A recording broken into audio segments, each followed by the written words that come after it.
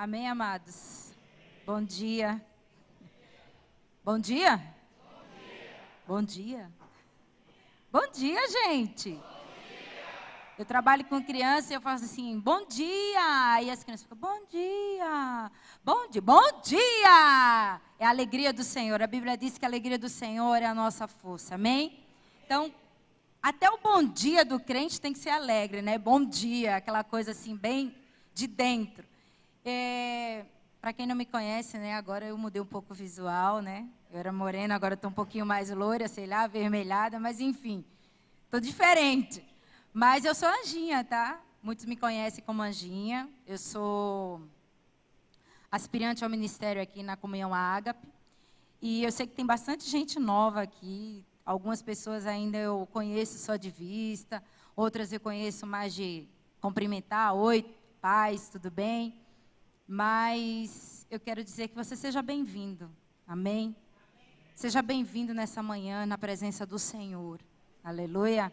Eu só queria complementar uma coisa que o Moisés falou a respeito do mover, né? Até desafiar você mesma, até a mim mesma, né?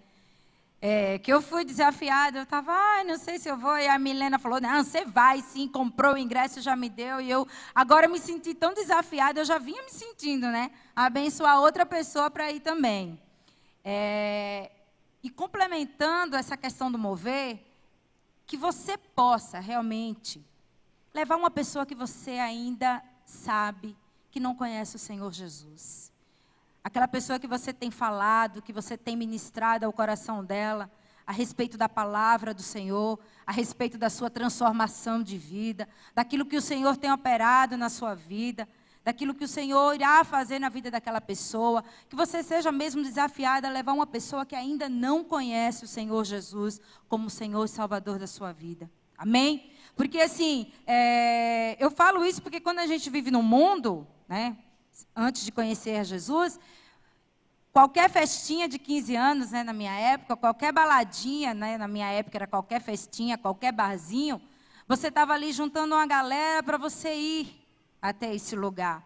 E aí eu desafio você, nessa manhã, que você junte essa galera aí a este show, a ouvir a palavra do Senhor.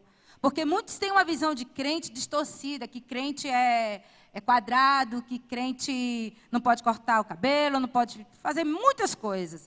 Mas nós somos felizes porque temos Jesus no nosso coração. E é isso que nós temos que contaminar as pessoas. É pregar o amor de Jesus, é pregar aquele sacrifício na cruz do Calvário. E eu te desafio que você leve uma pessoa, aquela pessoa que você está ministrando ao coração dela, ou dele, né? Não sei. Ou até a sua própria família. Alguém que tem alguma resistência. Eu participei muitos anos do apoio jovem da Adonep. Não sei se alguém conhece aqui a Adonep, que é uma associação dos grandes homens do Evangelho Pleno. E lá nós tinha um grupo de homens, de mulheres e de jovens. E foi lá que nós levamos o Marcelo Jamal, o nosso pastor Marcelo Jamal, a Maceió, né? Porque o meu sotaque já está dizendo que eu não sou daqui, né? Mas, enfim, eu sou alagoana, moro aqui já tem 15 anos, não, 16. E é uma honra, né? Foi uma honra na época ter conhecido o Jamal e poder ter levado lá a Maceió para pregar para aqueles jovens que não conheciam a Jesus. Porque esse é o desafio do apoio jovem, é levar aquele que ainda não conhece o Senhor Jesus. Amém? Então eu faço esse desafio nesta manhã, que você possa ser tocado mesmo no seu coração a levar aquele que ainda não conhece o Senhor Jesus. Amém? E uma outra coisa que eu gostaria de falar antes de começar a ministrar, eu já sei que o relógio ali está apontando as horas, eu vou ser bem certinha no horário. Quando a gente está falando sobre abençoar, sobre dízimo e oferta, eu estava ali e o Senhor, quando a Josi falou assim, para levantar o nosso envelope, seja ele de oferta, dízimo, primícia, o Senhor tocou o meu coração em uma só palavra. E eu sei que é algo profético, porque eu sei quando Deus fala comigo profeticamente, e sei quando Deus realmente quer falar a respeito disso. Eu orei assim, Deus, tira dos olhos o glamour do mundo. para que nós possamos usar o nosso dízimo, a nossa oferta, o nosso salário em prol das coisas do Senhor. Amém? E isso, assim, é algo tocou muito no meu coração, porque quando você está no seu trabalho, você recebe um dinheirinho extra, você fala, vou comprar uma roupa, esse aqui eu vou comprar um sapato, vou comprar uma joia, e você não mede o seu esforço, você dá 400, 500, 600 reais, sei lá, qualquer um tem a sua necessidade material. Mas no momento que a Josi pediu para levantar o envelope, o Senhor falou claramente comigo a respeito disso.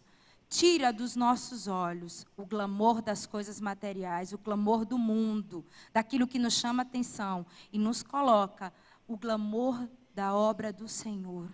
Amém? De empregar o teu dinheiro, o teu dízimo, aquele 300 reais que você vai dar numa calça, dá 300 reais para um missionário. Amém? Eu sou missionária, graças a Deus, glória a Deus, mas eu sei que é difícil o campo missionário. E que você pode investir, você pode não estar lá no campo missionário, mas você pode investir com o seu salário, com a sua oferta. Amém? Então pensa nisso. Que Deus esteja nessa manhã tocando o seu coração, retirando toda essa escama dos seus olhos, para que você possa enxergar a obra de Deus de uma maneira clara e correta, de que é abençoar aquele que está ali pregando o Evangelho. Amém? Gostaria que vocês ficassem em pé, aleluia, e que vocês abrissem a palavra do Senhor aí no 2 Coríntios 1.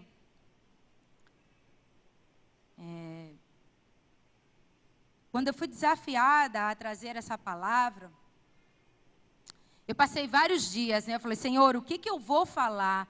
O que o Senhor quer que eu ministre ao teu povo? E nada que vinha, né, gente? Nada que vinha a palavra do Senhor. Mas eu vou ler e o Senhor vai falar conosco, amém? Assim como Deus falou comigo também. No versículo 3 diz assim: Bendito seja o Deus e Pai do nosso Senhor Jesus Cristo, o Pai de misericórdias e Deus de toda consolação. É Ele que nos conforta em toda a nossa tribulação, para podermos consolar os que estiverem em qualquer angústia, com a consolação com que nós mesmos somos contemplados por Deus.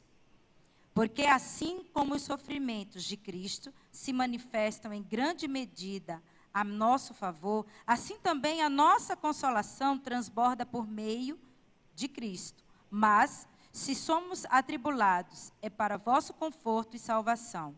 E somos confortados, é também para o vosso conforto, o qual se torna eficaz, suportando-vos com paciência os mesmos sofrimentos que nós também padecemos.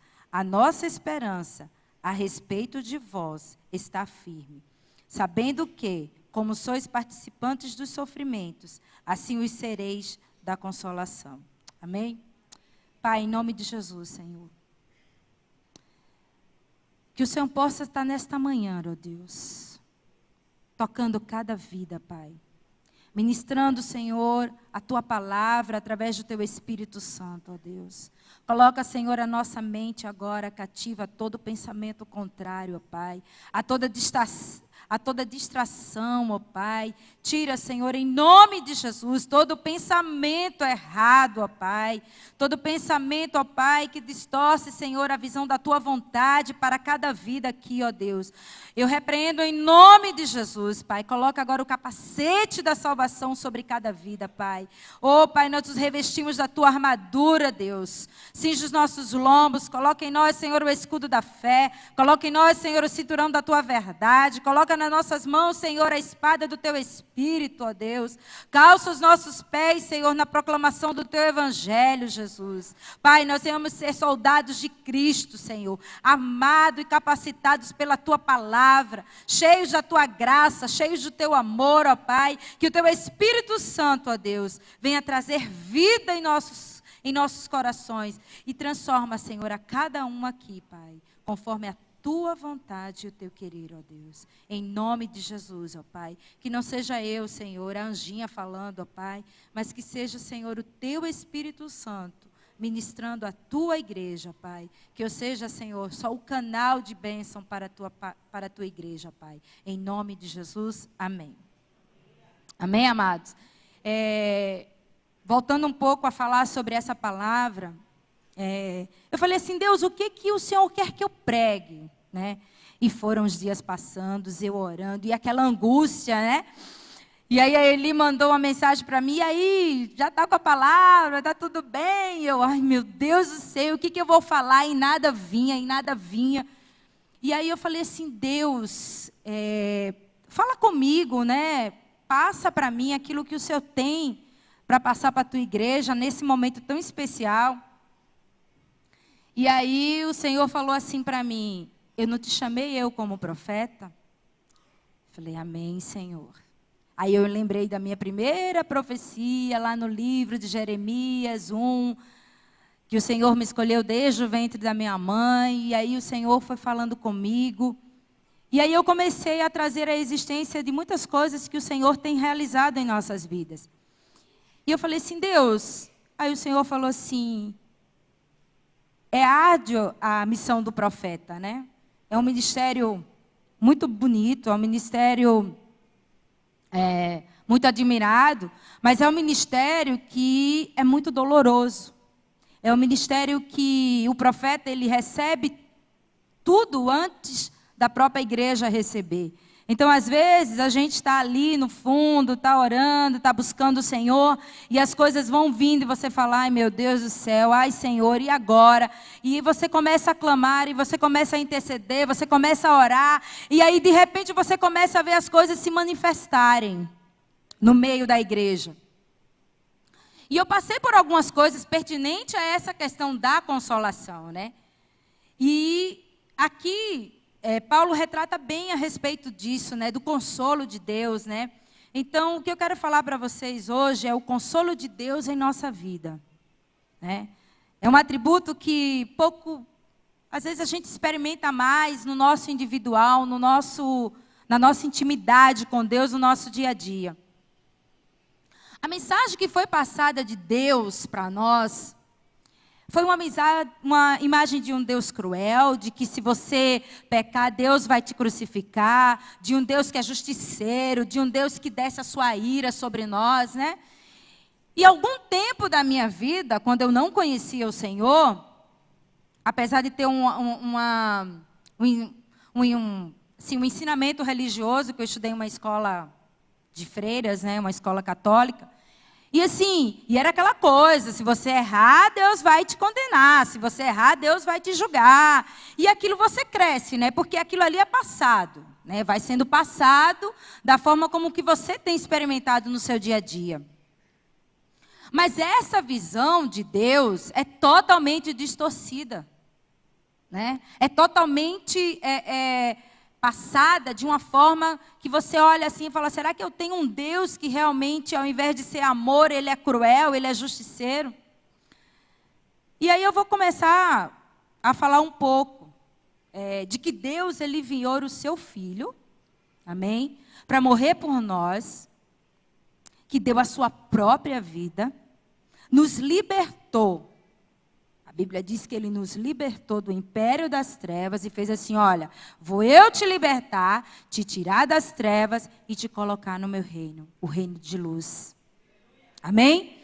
Então esse sacrifício é o que transforma a nossa vida. E esse sacrifício só é transformado a partir do momento que você tem a revelação desse sacrifício. E às vezes você ficava ouvindo, né, que Deus é amor, que Deus é alegria, que Deus é paz, que Ele é bondoso, conselheiro, príncipe da paz, mas cadê o atributo? Cadê o apropriar desse atributo na tua vida? E quando eu fui para a igreja, quando me convidaram, eu, apesar de ter sido instruída no meio católico, eu adorava uma mãezinha de santo, era menina. Uma leiturinha de mão, um colocadinho de carta. Eu era meia mística nessas coisas, eu era meia doidinha. E a minha mãe ficava doida, né? Minha mãe falava, meu Deus do céu, você não está aprendendo isso, não é assim que eu ensino, porque a minha mãe era totalmente contrária a essas coisas, né? Mas eu não, eu era totalmente mística, né? Para mim, tudo ia no caminho. E antes de eu aceitar Jesus como Senhor e Salvador da minha vida, eu participei um tempo no Espiritismo. E eu pude conhecer algumas coisas da doutrina espírita. E aquilo ali foi muito tempo na minha cabeça, uns 3 anos mais ou menos. E aí passamos por algumas dificuldades. E aí teve um dia, a minha melhor amiga de baladinha, sabe? De noitada, de festa, de carnaval. Porque o nordestino é bem festeiro, né? É diferente da balada do paulista, né? O nordestino é diferente. E essa minha amiga, que estudou comigo no mesmo colégio, mais velha, uns 2 anos mais ou menos, me convidou, né? E a gente saía junta para tudo que era lugar. E aí ela encontrou uma pessoa no ônibus, onde ela ia trabalhar, e ela via aquela menina sempre lendo e achou alguma coisa estranha nela. Eu disse, o que essa menina tem? E aí ela começou a fazer amizade com essa menina. Por coincidência, trabalhava junto a ela. E aí essa moça foi falando de Jesus para ela, convidou ela, e enfim, ela aceitou Jesus. Foi para a igreja. E eu dizia, não acredito, Cécia, que você vai para a igreja. Você virou crente. Não pode raspar a perna, não pode cortar cabelo. Ah, não dá para mim essas coisas. Tem que usar saia, meu trauma. Aí eu estava escolhendo a roupa, eu falei, ai, Lu, acho que eu vou pôr um vestido. A Lu disse, mas você não veste vestido. Eu falei, vai ficar estranho mesmo, não sou eu. Mas, e isso eu olhava para a Cécia, aí, né, aquela coisa da pintura, do glamour, tirou tudo. Eu falei, meu, essa menina vai ficar louca. Eu falei, Cécia, você vai pirar, né? E ela, vamos, Ângela, não sei o que. Eu falei, você está doido? Você acha que eu vou ser crente na minha vida? A última coisa na minha vida que eu vou ser. Era a última coisa que eu falaria. Que eu estava falando que eu ia ser, né? E eu aqui hoje. Enfim.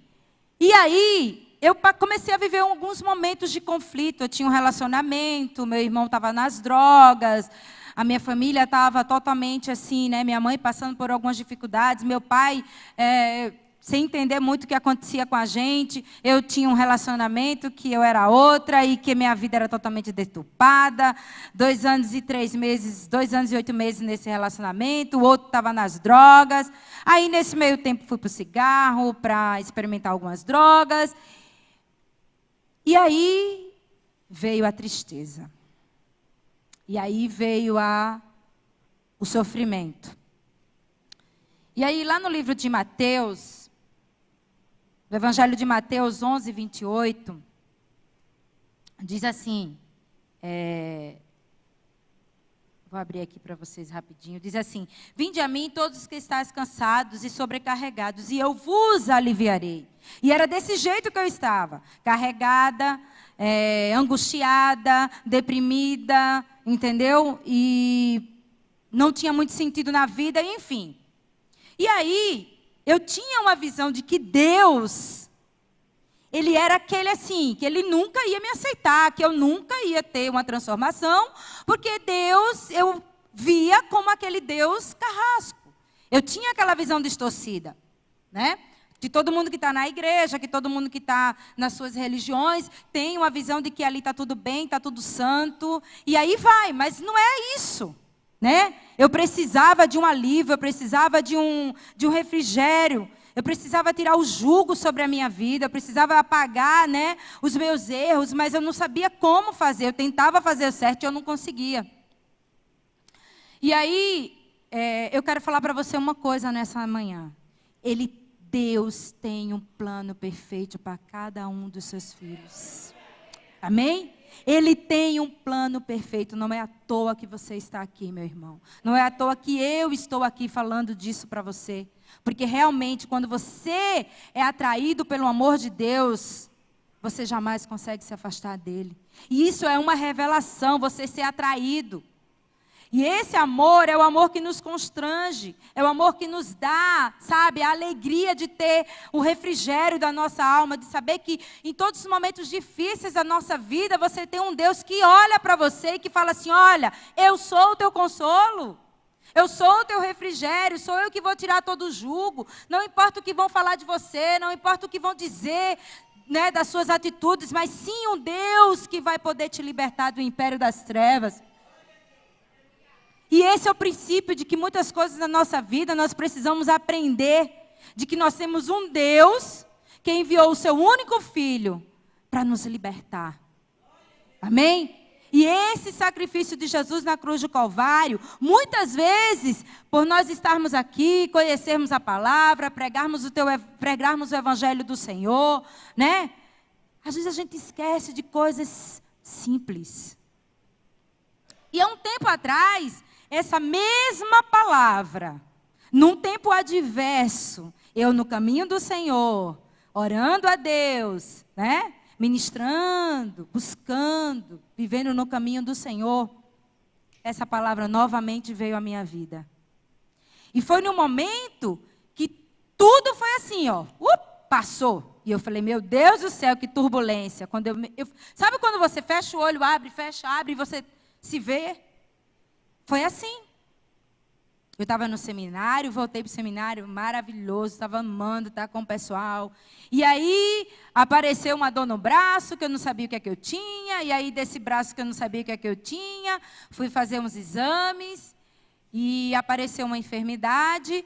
Dessa enfermidade, logo, a princípio, eu fiquei sabendo que eu tinha que fazer uma cirurgia. Era uma cirurgia para o médico, assim, é uma cirurgia simples, né? Mas não era uma cirurgia tão simples assim, mas era uma cirurgia simples para o médico. Para a medicina, era simples. Para mim, não. E para eles também não. Você vai ter algumas sequelas, algumas coisas. Você pode ficar uns 4 meses sem falar. Já pensou? Estaria nesse período aqui. Uns 4 meses sem você falar. E vai ter algumas restrições, enfim. Eu trabalhava com criança. Nesse meio tempo, eu fui a 3 médicos. E o quarto que eu fui para fazer a perícia, para fazer a minha cirurgia. Nesse meio tempo, a minha mãe adoeceu, foi para o hospital, ficou na UTI 6 dias, saiu, ficou no quarto, enfim. Ela ficou, resumindo, 27 dias, mais ou menos, entre UTI e entre o hospital. E aí, eu estava naquela angústia, porque eu já estava fazendo os exames para fazer a cirurgia, mas eu não podia falar nada, né? Porque eu estava com ela ali para se recuperar, enfim. E o meu caso era um caso grave, eu já estava com uma hérnia cervical, onde já estava 5 e 6, né? Acho que muitos de vocês acompanharam o caso daquela atleta Laís, só que o meu caso não foi uma fratura, eu tenho uma fissura, ela tem uma fratura. E o primeiro médico que eu fui falou assim, você tem uma fratura, você levou algum tombo? Falei, levei. Pena que a Maria hoje não está aqui. Levei. Felipe também, não estou vendo. Mas eu e o Wilsinho, a gente ia todo final de semana para Gardênia, no interior aqui de São Paulo, perto de Rancharia, lá perto do IEP, caminho de Presidente Prudente. E eu fiquei muito tempo nessa igreja, ajudando lá. Então, eu passava uma semana, metade da semana aqui, a outra metade eu ia para lá. E nessa semana, né, foi logo quando eu vim morar aqui. E eu inventei de andar a cavalo, né, gente, acostumada, minha família toda corria vaquejada, andava a cavalo. Eu fui andar a cavalo, eu e uma amiga minha, Késia, que morava aqui também, comigo, de Maceió, que morava aqui. E o meu cavalo, muito abençoado, disparou. No que ele disparou, ele passou por debaixo do tronco, e eu fiz isso. Abaixei, né? Porque senão ele ia me decepar. Eu simplesmente virei e caí de cara no chão. Bom, quando eu caí, todo mundo achou que eu tinha morrido, porque a queda foi uma queda feia. Pensa você dar uma cambalhota em cima de um cavalo. E eu senti muita dor aqui. Eu achei, na hora, quando eu caí, que eu sentia como se alguém estivesse segurando o meu corpo, assim, me aparando. E eu fiquei mais assustada porque a pancada foi no ombro e eu não conseguia mover o meu ombro. Eu falei, pronto, agora eu fraturei a clavícula, né? A primeira coisa que me veio na minha mente. E os anos foram passando, vim para São Paulo, fiz tratamento, até hoje tem um galo aqui na minha cabeça, porque o galho o galho da árvore bateu na cabeça, enfim. E nesse dia, justamente neste dia, eu ia pregar à noite. A Ângela não foi pregar, né? Porque eu estava no hospital. Depois tive que voltar, ficar de repouso, para poder voltar no mesmo, quando acabasse o culto, para São Paulo, né? Porque o médico já tinha me encaminhado com uma certa urgência para fazer um exame mais detalhado para saber se não tinha fraturado alguma costela, alguma coisa. Enfim, volto para São Paulo, faço tudo isso, não deu nada. No dia que eu fui fazer a tomografia, a moça perguntou por que eu tinha caído, né, o que tinha acontecido comigo. Eu falei que eu tinha caído do cavalo. Ela ficou desesperada, repetiu a tomografia 2 vezes. O médico deu um pulo da cadeira, porque disse que 3 dias antes um jockey caiu, enganchou o pé no estribo do cavalo, caiu assim, teve hemorragia interna e morreu. E eu caí e não morri, né? Eu amém. Nesse mesmo dia, a minha mãe e o meu pai estavam indo, eles moravam em Maceió ainda, indo na minha igreja onde eu frequentava. O meu pastor, antigo pastor, pastor Hélio, que é uma pessoa abençoadíssima do Senhor, o Cláudio conhece, a Cíntia, né? E ele falou no culto, quando a minha mãe entrou, ele não sabia de nada, que Deus estava me dando um grande livramento de morte, que os anjos do Senhor tinham me segurado. E realmente, irmãos, os anjos do Senhor me seguraram. E esse foi passando os anos, eu não sabia que tinha algum problema, e apareceu assim já de uma coisa bem imediata. E aí eu estava com esse problema na cervical, e era caso de cirurgia. Aí eu tive que, ele me afastou do trabalho, eu fiquei afastada, sem poder, já comecei a paralisar o braço, eu não conseguia nem segurar nada, enfim. E esse meio tempo a minha mãe estava no hospital. E aí o que aconteceu? Eu esperei ela sair, veio para casa e tudo, teve aquela recuperação dela, muitos foram visitá-la, tiveram um momento com ela. E o que aconteceu? Eu tive que falar que eu ia fazer a cirurgia, tinha que contratar uma pessoa para ficar em casa, para cuidar da minha mãe, para cuidar de mim, porque eu ia ficar, né, sem poder fazer muitos movimentos, enfim. Fiz a cirurgia, o plano liberou, fiquei. Nesse meio tempo, a partir de metade de outubro a setembro, né, metade de outubro, setembro, a setembro ele me deu 30 dias, que entrou até novembro, e no dia 19 de novembro, eu fui fazer a cirurgia. E aí, eu vou entrar nessa parte, em 2 atributos de Deus, que nós conhecemos, mas que nós, muitas vezes, não reivindicamos por esse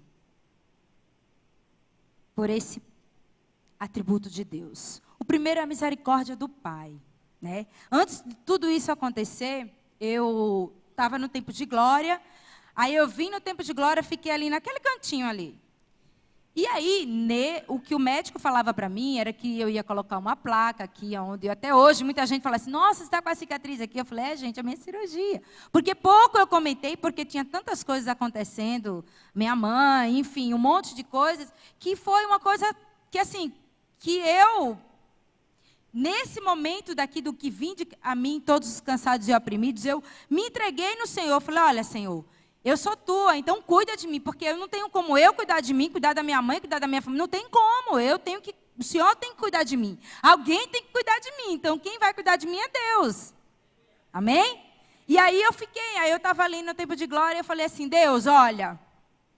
E ele falou para mim que essa cirurgia, por pegar a corda vocal e puxar para o lado para colocar a placa para descomprimir a medula, isso poderia afetar a minha voz, né? Eu ia ficar em torno de 3 a 4 meses sem falar, falando, sabe assim, bem sussurrando mesmo.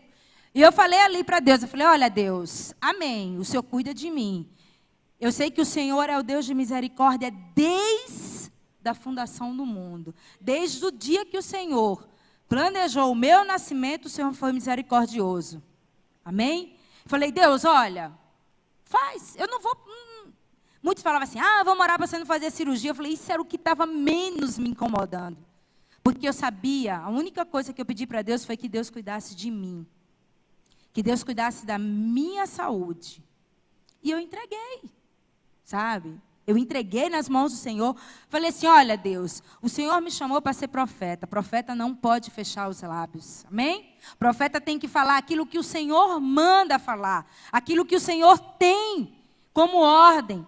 Né? Seja de exortação, seja de consolo para o povo. Então eu me coloquei diante do Senhor. Eu aceitei o meu ministério profético. Eu levantei as minhas mãos e falei, Senhor, usa-me. Não importa a dificuldade que eu venha passar, mas que o Senhor me use. E aí eu falei para Deus assim, eu falei, Deus, cuida da minha voz. É a única coisa que eu peço ao Senhor. Cuida da minha voz. Porque se eu, com essa cirurgia, perder esse momento, né, ficar no silêncio nesse momento, Senhor, vai ser duro para mim. Como que eu vou profetizar? Como que eu vou falar? Como que eu vou pregar o teu evangelho? Isso me incomodava. Eu falei, Deus, olha, estou em tuas mãos. Guarda a minha vida. E aí eu fui fazer a cirurgia, e aí eu comecei a experimentar, a lembrar de um atributo de Deus, que é a misericórdia do Pai. O Salmo 103, 10, diz assim, ó. Salmo 103, 10. Diz assim, 10 e 11. Não nos trata segundo os nossos pecados, nem nos retribui consoante as nossas iniquidades, pois quanto o céu se alteia acima da terra, assim é grande a sua misericórdia para com que os teme. Amém? Então, naquele momento, eu comecei a reivindicar a misericórdia de Deus para mim. Falei, Deus, a tua misericórdia. E o que eu quero falar para você nesta manhã é que você, não importa a sua dificuldade, não importa o momento de fracasso que você esteja vivendo, não importa o momento de defamação que você esteja passando, lembre-se que você tem um Deus de misericórdia. Aleluia. Lembre que você tem um Deus que a misericórdia dele se renova a cada manhã. E eu falava todos os dias, eu falei, Senhor, tem misericórdia de mim, tem misericórdia da minha vida, da minha família. E o Senhor falou para eu falar isso para a igreja. Amém? Porque em cada momento da nossa vida, a gente esquece que nós temos um Pai, que Ele é misericordioso. E a gente começa a se lamentar, começa a ficar de cabisbaixa, começa a se entristecer, começa a falar, ai Deus, por que isso acontece? Por que isso faz? E aí você se coloca numa condição de inferioridade, você se coloca numa condição de derrotado, mas eu quero te dizer nesta manhã, que o teu Deus, Ele é misericordioso. Aleluia! Que o teu Deus fará milagres a teu favor. Ele não te deixará desamparado. Aleluia! A Bíblia também diz, lá no livro de Lamentações, que é tremendo isso, é tremendo, tremendo, tremendo, tremendo. É maravilhoso. Quando você vê, 3:22 diz assim, a misericórdia do Senhor são a causa de não sermos consumidos. Amém, amados? Deus não está vendo o seu pecado, Ele quer que você olhe para Ele e fale assim, Deus, tem misericórdia de mim. Tem misericórdia dos meus pecados, tem misericórdia das minhas iniquidades, das minhas falhas, das minhas fraquezas. Irmãos, olha, quanto tempo eu vivi na igreja. Eu passei 3 anos na igreja, não conseguia sair do cigarro. Não sei nem porque eu estou falando isso, mas Deus sabe. 3 anos eu passei na igreja, batizada, sabe? Nossa, eu chegava, que eu olhava o meu pastor, parecia que estava escrito, você pecou. Era muito, eu falava assim, gente, que vergonha.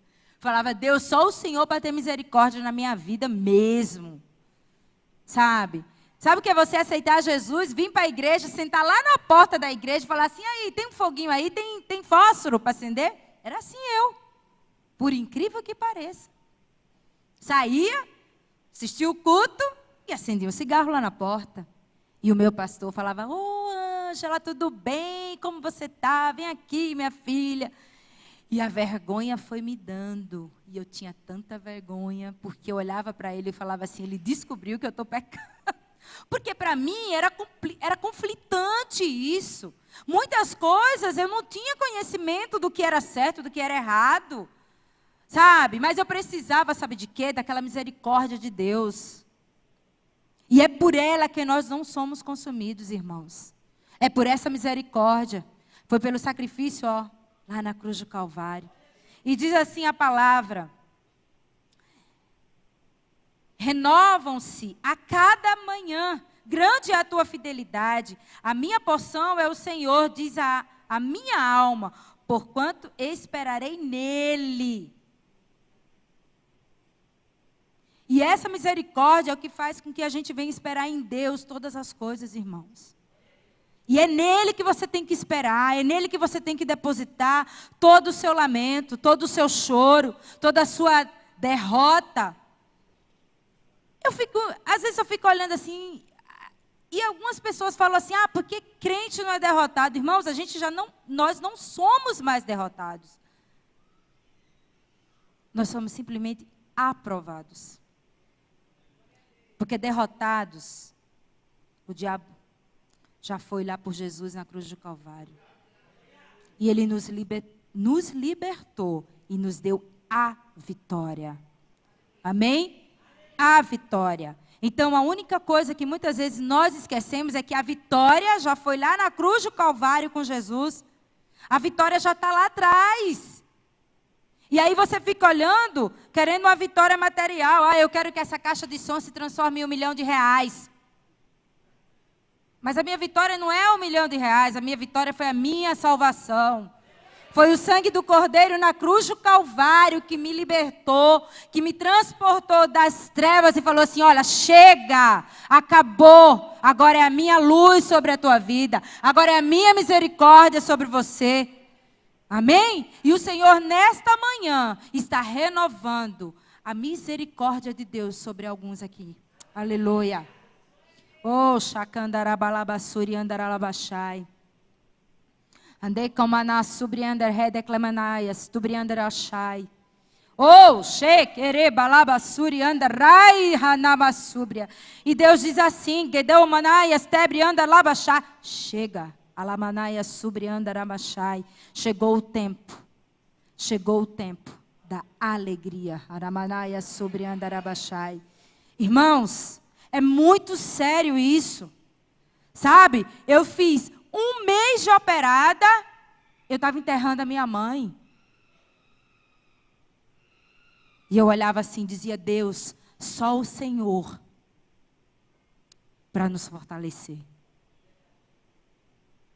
Só o Senhor. Mas sabe por que Deus me deu essa fortaleza? Porque Deus foi misericordioso comigo desde a fundação, desde quando Ele me chamou. Ele já sabia, tudo estava escrito. Não foi nada escrito por acaso. Tudo já estava escrito.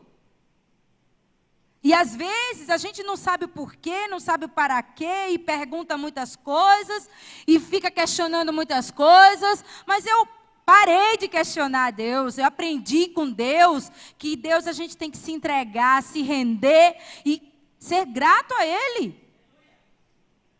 Não foi fácil, não. Eu fui fazer uma cirurgia sozinha, mas Deus preparou uma pessoa.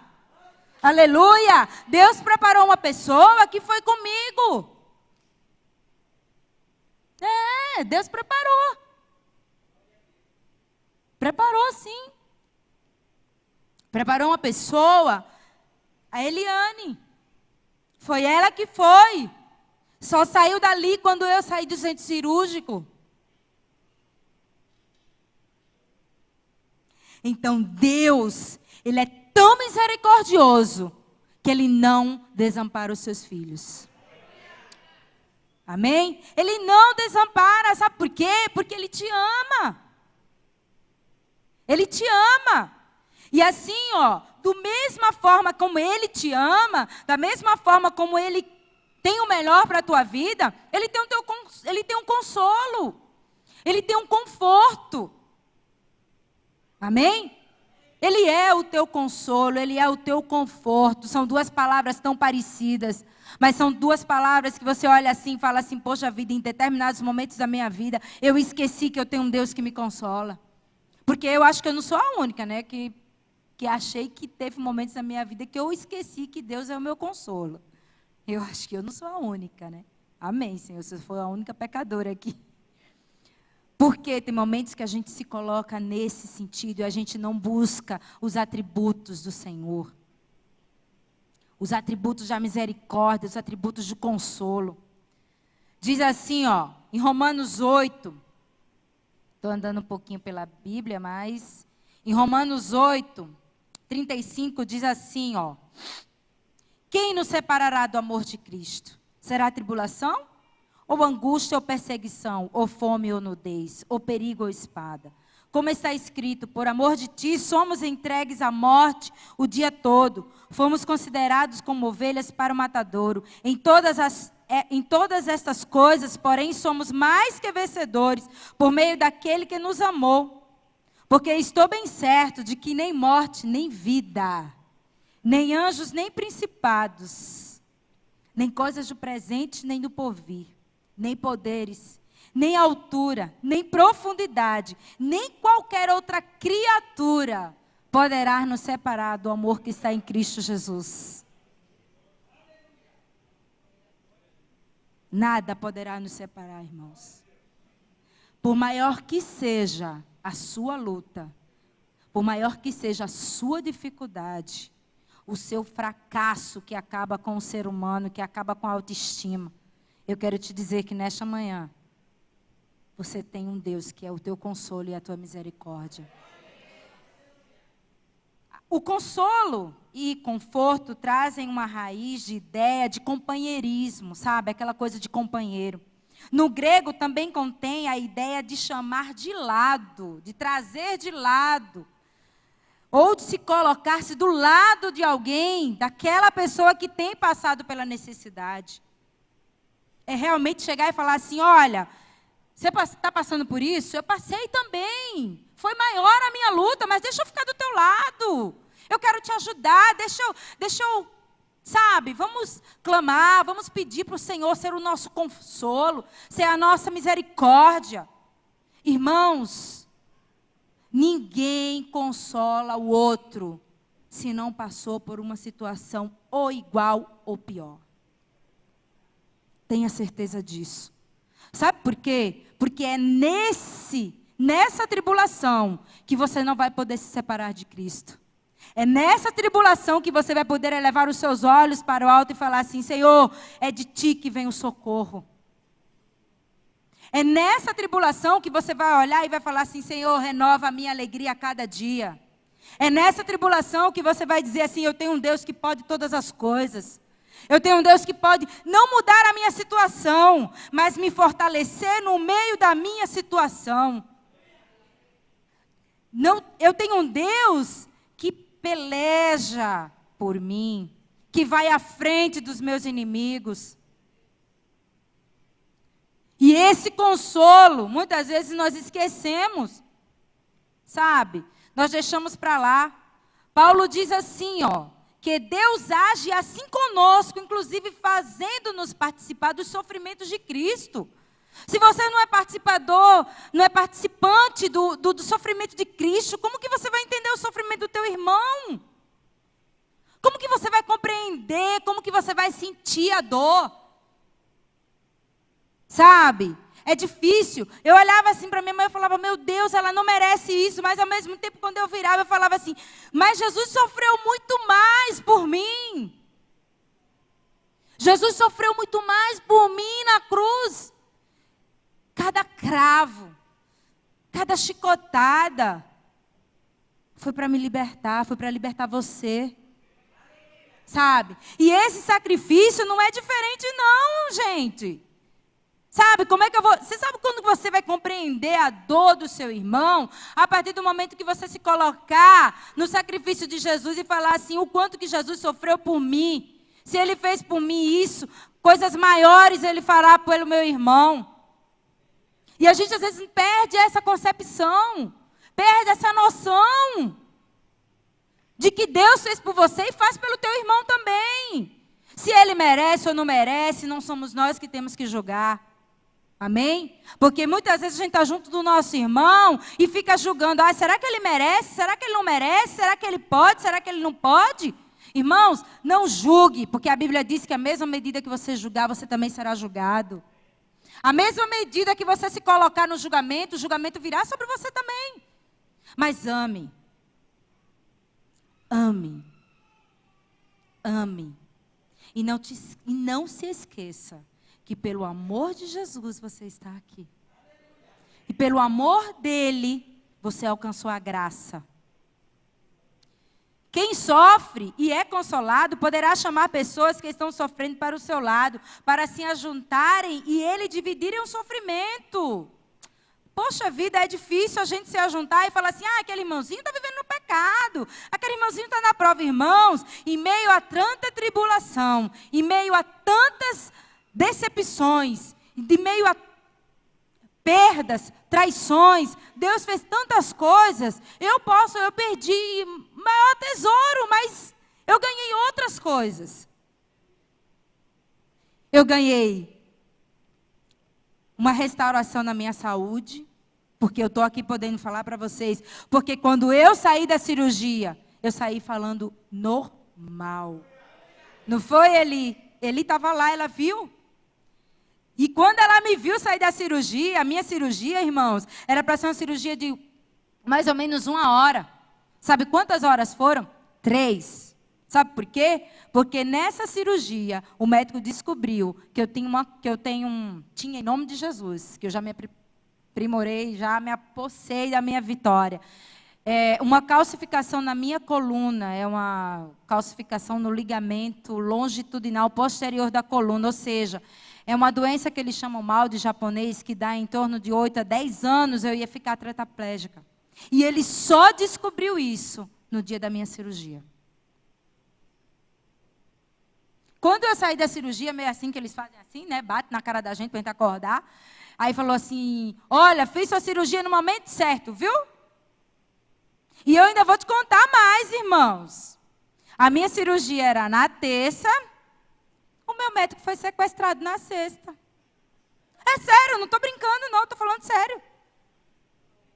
Eu me acordo no outro dia, ele que ele é todo assim, falante, todo despojado.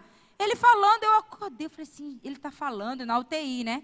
E eu ouvi a voz dele falando do sequestro relâmpago que teve com a esposa. Quando ele olhou, quando ele chegou perto de mim para saber, para ver como estavam as coisas, né? Porque o pós-cirúrgico, ele virou para mim e falou assim, que coisa, hein?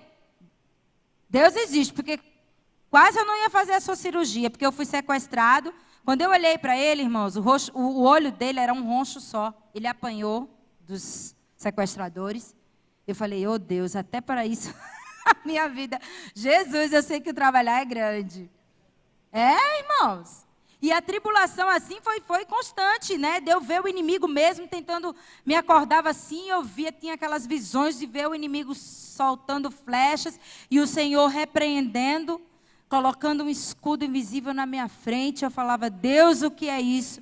E eu acordava assim no meio daquilo, eu falei, não, eu acho que eu estou vendo coisa. Não, mas, sabe, eu tive umas experiências assim, nesse momento pós-cirúrgico, assim, muito forte, de saber que Deus estava ali me guardando, sabe, que a misericórdia dele estava ali sobre a minha vida em todos os momentos. Então, Deus, Ele está ali, maior dificuldade da tua vida, mas Ele está ali te sustentando. E tem uma outra coisa também. Nesse meio tempo, eu concorri a uma vaga de coordenadora na instituição que eu trabalho. Em meio a tanta tribulação, a tanta angústia que eu estava passando, eu consegui passar. Amém? Consegui alcançar isso. E eu vou falar uma coisa para você. Foi Deus que me capacitou, viu? Porque se você falar assim, como é que você tem tantas coisas na sua vida mudaram em tão pouco tempo, você sentar para fazer um plano de ação, você sentar para estudar, para você fazer uma redação. E eu sentia mesmo, na hora quando eu estava escrevendo assim, eu sentia que era Deus que estava colocando as palavras, sabe? Então, em meio a tantas coisas, nós fomos morar juntos, alugamos um apartamento legal, que supriu a necessidade de todo mundo. E estamos aí. Sabe? Não é fácil? Não vou dizer para você que não é fácil, não. Mas o consolo de Deus é sobre as nossas vidas. Diz assim, Apocalipse 7,17, pois o cordeiro que se encontra no meio do trono, os apacentará e guiará para as fontes de água viva, e Deus lhe enxugará dos olhos toda lágrima. Aleluia! Deus é um Deus que enxuga as suas lágrimas, irmãos. Ele é um Deus que realmente faz maravilhas para você. realmente Ele é um Deus que opera infinitamente mais daquilo que você pensou, que você imaginou. Pequenininho, Deus faz tão grande. Nada acontece por acaso. Tudo tem um porquê e um para quê. Mas não se apegue nesse porquê, nesse para quê. Se apegue na misericórdia, na bondade, no conselho de Deus. Se apegue na justiça de Deus, que é...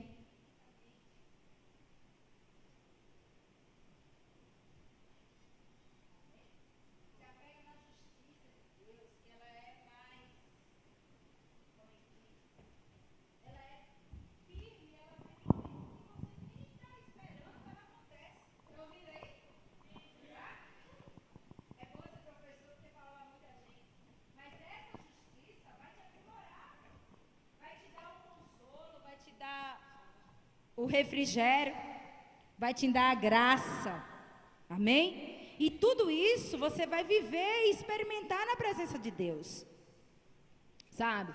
Diz assim lá no Salmo 119, em meio às aflições, às traições, os fracassos, os seus propósitos são definidos em nossas vidas. Deus, Ele define tudo. E mais ainda, o que você não espera, Ele define, amém? E mais ainda, sabe, voltando lá para o livro de Salmo, diz assim a palavra do Senhor, ó, Salmo 119, 71, diz assim, ó, deixa eu abrir aqui na minha Bíblia, aleluia, Salmo 119, no versículo 71, diz assim, foi-me bom ter eu passado pela aflição, para que aprendesse os teus decretos. Aleluia. Então, toda aflição, você tem que aprender algo com Deus. Nada vai ficar sem nenhum aprendizado. Tudo tem um aprendizado na nossa vida. Seja ela numa dificuldade, seja ela na alegria.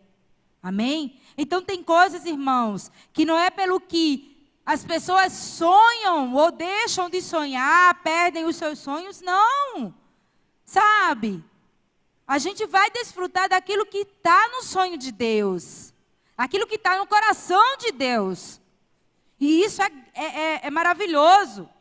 Sabe? A minha alma jamais poderá estar abatida. Lá no Salmo 42 fala, né? Davi, ele se coloca de uma forma assim... tremenda nisso, quando ele começa a falar assim como a corça anseia pelas águas, assim, Senhor, a minha alma suspira por Ti, pelo Deus vivo, pelo um Deus que se compadece de mim, que busca, sabe?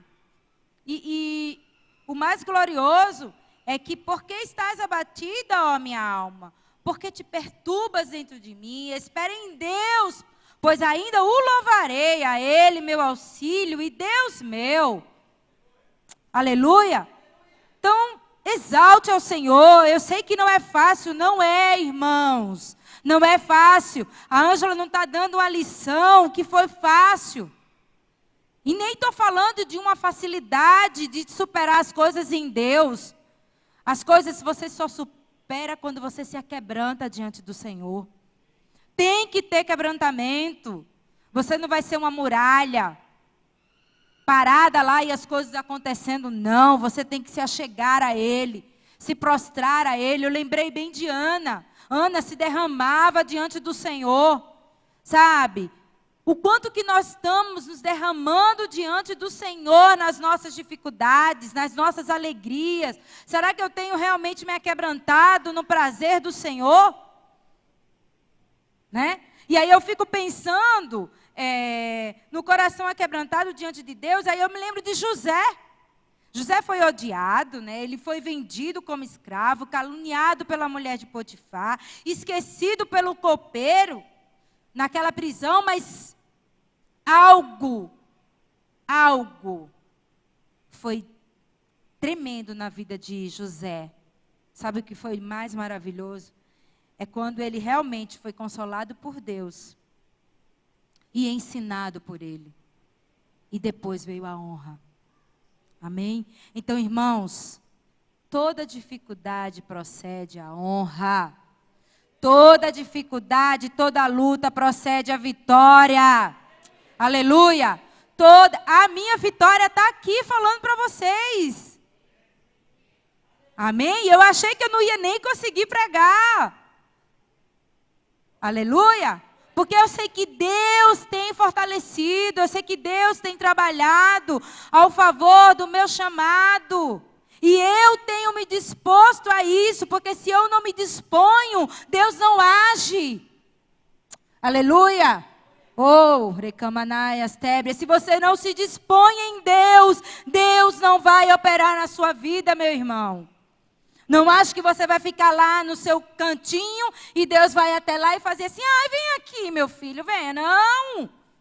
Ele quer que você se derrame diante dele, que você o busque, que você o clame, que você ore, que você jejue.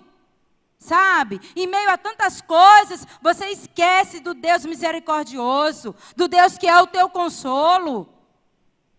Não é fácil. Não é de bom grado. Não, gente, não é fácil. Sempre estava aqui na condição da minha mãe ali, olhando eu pregar, e hoje ela não está. Não é fácil.